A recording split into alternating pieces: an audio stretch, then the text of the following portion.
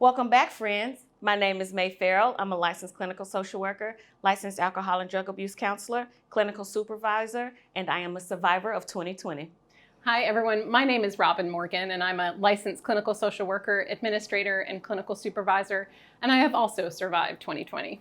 Truthfully, we've all survived 2020, and as a result, we're offering this series of videos to provide some support and tools so that you can better manage the increased stress in your life related to the pandemic, not just to survive, but thrive in 2021 and beyond. We know that in a normal year, educators experience a lot of pressure from many directions, from your students, the community, parents, your own family, and we know that the pandemic has only added to that pressure. Perhaps you feel overlooked or undervalued. This is our service to you, offering you access to information you may not already have. And today we're talking about self-care. Before we get started, we have a few disclaimers. Although we are both therapists, we are not your therapist. And that's not the intent of these videos. We're offering them as educational material to offer some skills that could help you better manage the impact of the pandemic and any other stress that you may find in your life. In addition, you may notice that we're not wearing masks. It's because we've both been fully vaccinated. However, we are following CDC guidelines as we record these today. So, what is self-care?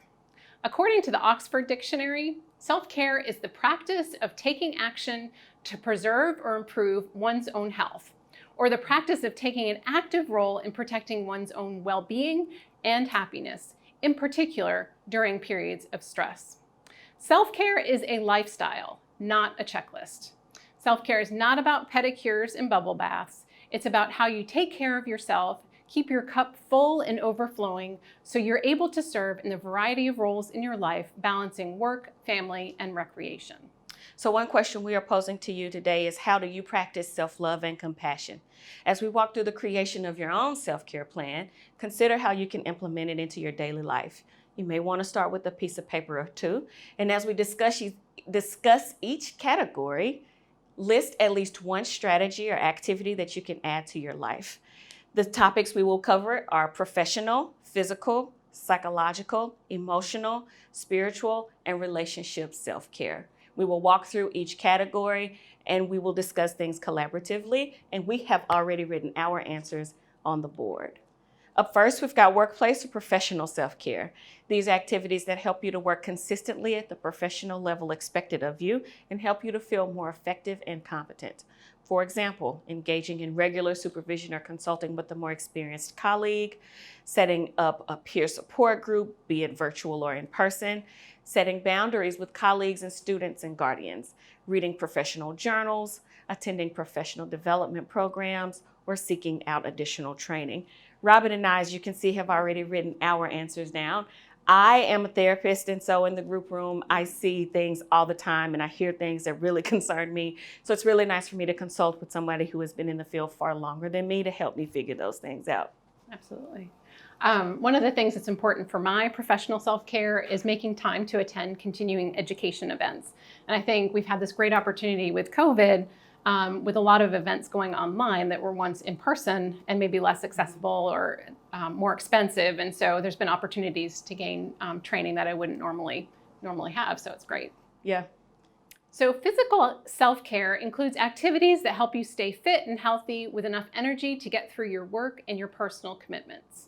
Some examples might be having a regular sleep routine, taking naps, taking time to rest, aiming for a healthy diet with regular meals and snacks, and enjoying food, taking your lunch breaks or go outside at lunchtime, take your dog for a walk, or use your sick leave and vacation time, get exercise before or work on a regular basis, go to the doctor when you need to, take a shower.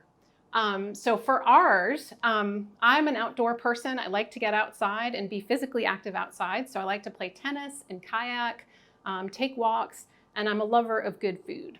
So those are some of my things that help my physical self-care. I am not a lover of outside. I have terrible allergies. So something that works for me is going to the gym. I do kickboxing 2 to 3 times a week. I didn't even know that I needed to be punching bags. A good jab, jab, hook, hook, jab cross, it is my thing. I'm here for it. And also going to my doctor's appointments regularly. Last year, I found out that I have diabetes. Who knew? So being able that I manage that and go to the doctor and make sure that I am getting what I need regularly is really important for me. Next, we've got psychological self-care, and these are activities that help you to feel clear-headed and able to intellectually engage with your professional challenges daily. And so for me, it is important to be able to either keep a reflective journal, engage in supervision, or continue to consult with a more experienced professional, engage in a non-work hobby like knitting or gardening. And if you don't have one, find one. Again, not checking your email or work phone outside of work hours. Make time to relax and make time to spend time with your positive friends and family.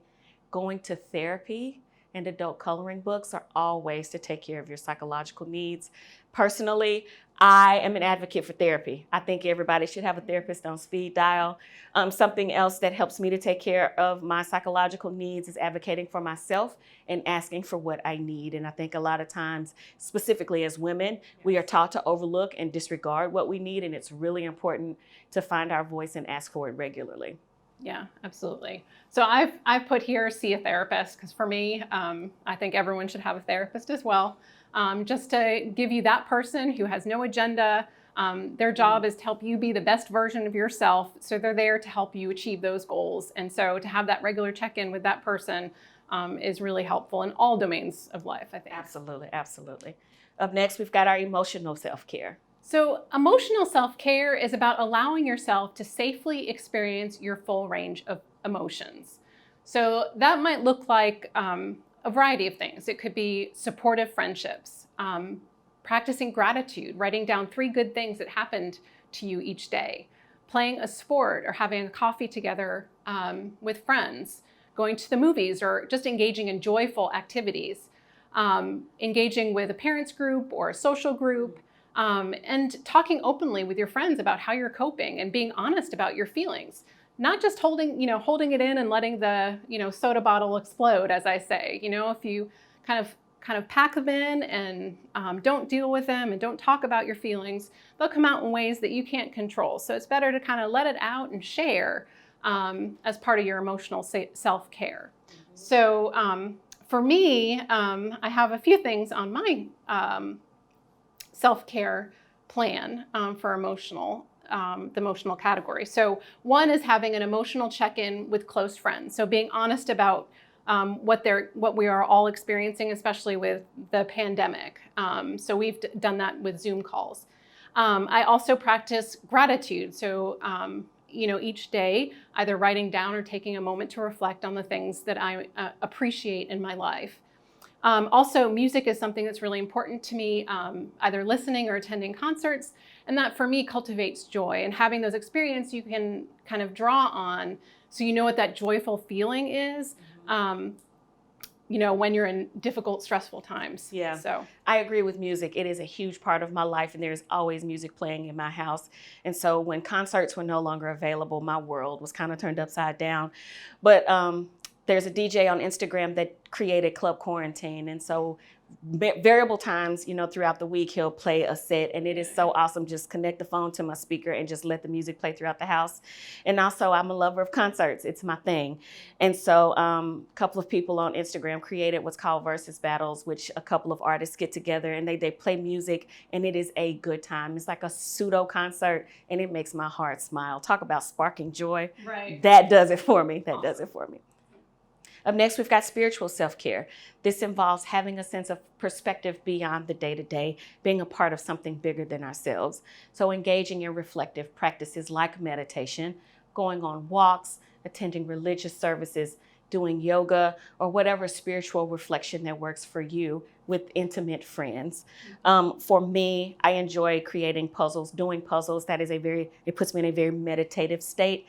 And there is something to be said about going to the beach and realizing that as much as important as I think I am, I'm really not that important, because the world is vast and ginormous. And so it is really exciting to just experience that and feeling the most connected there. Yeah, that's great.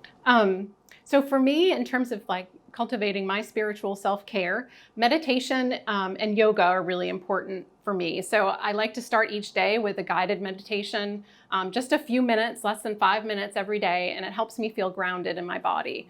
and connected to humanity. That's what purpose it serves for me. And I know that when I don't do it, I feel very disconnected in the rest of my day. So it's something that I know I need on a daily basis. Yoga as well helps me feel connected to my body and with others. I do miss in-person classes.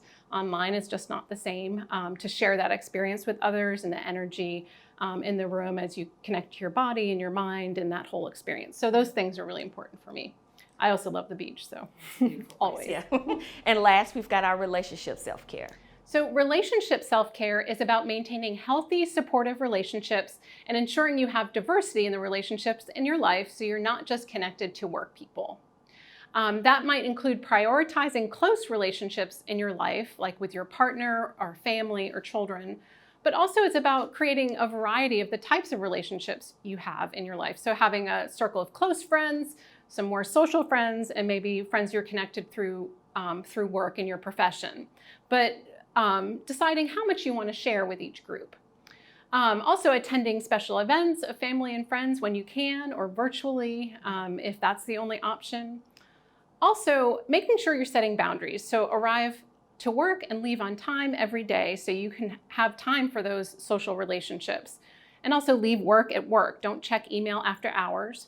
And also, don't use social media as a journal entry. Find a safe place to share, whether it's your own journal or with those close friends. When you talk with your work friends outside of work, don't talk about work. I think we've mentioned that a couple times.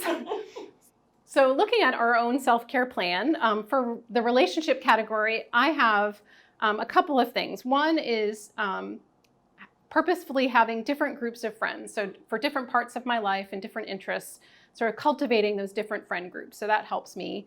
But also being very intentional about scheduling social activities and dates. So with my friends, making sure that we're scheduling time and taking that initiative to reach out and make those plans to help be kind of the prompter to get that on the calendar and make that a priority. Yeah. So those are two things that I do.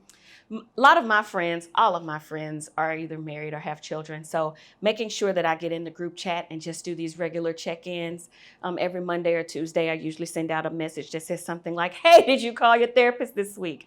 And so that's a friendly reminder like, yeah, we need to be taking care of ourselves. And also my guy and I have had to get real creative about what date night looks like because the world was closed and outside didn't want us to play. And so being very intentional about continuing to nurture our relationship has been really, really important for us. So once you have something listed in each category, you may want to also ask yourself the following questions. How can I achieve overall balance? What might get in the way of me achieving that balance? What negative things do I need to avoid? And when you implement your plan, how might you feel as a result? So as we end, we wanted to emphasize that music for us brings us a lot of joy and it can help manage stress and cultivate wellness. We've put together a suggested playlist that might offer some stress relief and joy. We really have appreciated this opportunity to offer these tools to you all, and we appreciate you and what you do for students in this state each day. Yeah. Thank you, and thank you for taking in this information. Thank you.